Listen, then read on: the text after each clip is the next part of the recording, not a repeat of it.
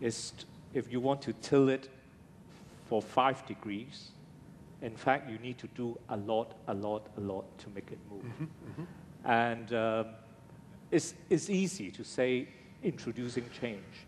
And of course, we all, at all times, we look for opportunities that naturally come up so that we could make use of that opportunity, stay ahead of change. Take, for example, the financial tsunami, which we have just, we're still going through this tsunami. But of course, every time we have a crisis, apart from managing the crisis, we always hope that there will be a group of colleagues within the organization that will look at the opportunities it offers. Opportunities where some of the things you might have been thinking for years to try to do and move this aircraft carrier a little bit. But when you have a crisis, it's much easier. And then you could get buy-in, both from people working in your organization, which is very important, and also to get buy-in from other stakeholders. And I think in the government, of course, in the old days, is everything top-down. At the center, we decide, well, we change things doing from this way to that way. Nowadays, increasingly, we have to listen. We have to listen to the users in the business sense, the customers. Now the customers have more say and will give us the lead to think of how and why we should make changes to the way we deliver service, to the quality, the standard of the quality of service, and in a way how we organize ourselves. So I think it's a very different experience in the public sector because we're talking about huge organization, and in a way we are driven by at times very competing objectives. Okay, but can you quote an example that you ever attempt to we make a change? have, from my own arena, I've done, well, I'm in charge of human resources. So civil service reform, we try to modernize our system of human resource management. But up till today, we are still unable to do what the private sector has done. For example, in terms of performance pay, we still haven't got variable performance pay introduced in the public sector, but we have done other things in modernizing the way we manage the civil service. But all these take time because, as I said, you have stakeholders within the service and you have also stakeholders in the community. And what they ask for at times are conflicting with each other. Okay, thank you.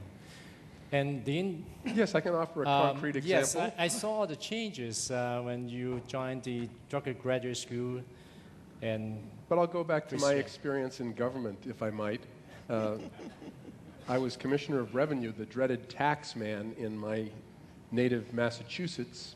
And when I became Commissioner of Revenue, I asked the career civil servants how long it was taking us to process refunds. In America, most of us are over-withheld upon. So 70% of all my customers would do a refund. And no one in my organization could tell me the answer to that question. They said, that's the wrong question. I said, excuse me? They said, well, we want to do arbitrage on the taxpayers. We want to keep the money for as long as possible. Which state is it? So I said, you know, I think this is why the public distrusts us so much. So, no, I'm going to change the attitude and the behavior of this organization, if I can, with your help, and we're going to treat taxpayers like customers. So I wrote a letter to our 4 million customers on the face of the tax return that first year, and I said, here's my personal pledge and guarantee. If you're due a refund, you'll get one back in a month's time or less. And I signed my name, Ira A. Jackson, so they could audit my performance. I then turned to the organization and I said, how are we going to do it? Well, it turned out that it was taking 4 months on average to get a refund out. And with support, the kind that Hong Kong's civil service and leadership is providing its workers, by changing tax forms, by changing attitudes, by changing distribution, by bringing Drucker-like common sense insights that turned the equation upside down, my people, they, not me, got refunds out that first year to 2.7 million households in 11 days on average. Wow. So I think it's possible Yes. if we bring Drucker-like thinking to organizations and their purpose. Well, will the Hong Kong government consider another candidate for the tax bureau? Sir Donald and I went to the Kennedy School together. Well, would you like to share with us also the Drucker difference or the Drucker Institute Yeah. that you bring? Yes, a I big don't want to change? dominate the Yeah, panel. but I There's so really much want to wisdom hear it. in my colleagues, but Yes. reference was made to business schools and whether we might have some moral culpability in terms of this financial tsunami. And there are 1,000 business schools in America, and I think there is some degree of contributory negligence at a minimum in terms of the training that many MBAs received at these citadels of capitalism. They weren't being trained to ask some fundamental questions. During this last financial tsunami, which originated in America, the origin was subprime lending, which involved making mortgages to poor people to purchase expensive homes that they couldn't afford. Well, the entire system went over the cliff because no one said, this is wrong. It's not sustainable, it's not ethical, it's not defensible. It never should have been done. $50 trillion worth of financial wealth has been destroyed, and 50 million jobs, as we were told in an earlier panel. So at the Drucker School, we try to put Drucker back into management. Fundamental questions of responsibility and ethics and purpose and effectiveness. So every student at my school, before they get to take an accounting or finance or marketing or strategy course or global supply chain management, has to first go to school on Drucker. And all of us on the faculty teach a required course that every student has to take as a gateway called the Drucker Difference. Yes, thank you. And you did great in this job that you're bringing back Drucker into the school. Yeah. So, Ho Chung, what do you think? Actually, I think it was Mahatma Gandhi who said, be the change you want to make. And what I did was when I step away or quote, quote, retire, but actually is no such thing as retire, it's rewiring. And rewiring. Yeah, particularly if your wire gets stuck together.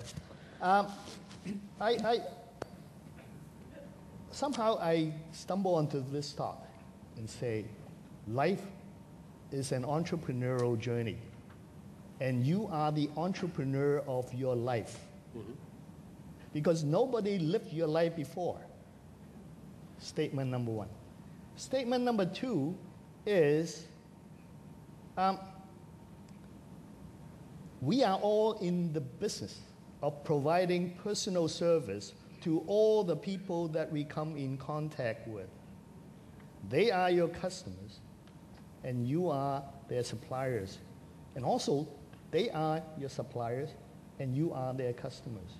So once you take that into consideration, that you are entrepreneur, you have an entrepreneurial business to run, and then you are in the business of providing personal service, then everything you learn in business school can apply to your own personal life.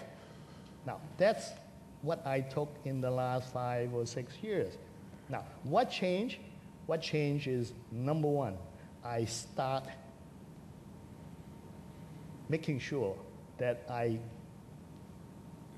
offer good service first to my wife. No, once you're aware of that, you are saying, okay, you know, this I can do better, that I can do better, that I can do better. I better call home if I don't go home for dinner. I didn't used to do that, but now I do. But after 5 years, then I turn to her and say, how about returning some of that good service? It works. It works because you have been doing that. Now, for change. Now, how do you manage change? I have 4 steps and then a 5th step. Number one, first seek to understand. There is Stephen Covey in saying that you have to understand. Lao Tzu said the same thing, first seek to understand. Right? Second, design. Design is when